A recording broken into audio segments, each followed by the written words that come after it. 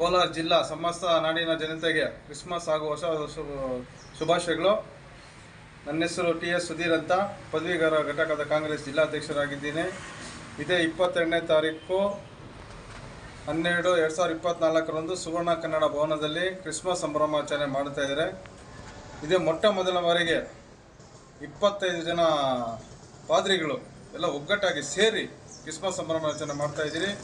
ಇದರಲ್ಲಿ ಭಾಗಿಯಾಗ್ತಾರೆ ಎಲ್ಲ MLAಗಳು, MLCಗಳು, ನಮ್ಮ ಬ್ಲಾಕ್ ಕಾಂಗ್ರೆಸ್ ಪದಾಧಿಕಾರಿಗಳು, ಮುಂಚಿನ ಘಟಕ ಅಧ್ಯಕ್ಷರುಗಳು ಹಾಗೂ ಉಸ್ತುವಾರಿ ಸಚಿವರುಗಳು ಭಾಗವಹಿಸ್ತಾರೆ.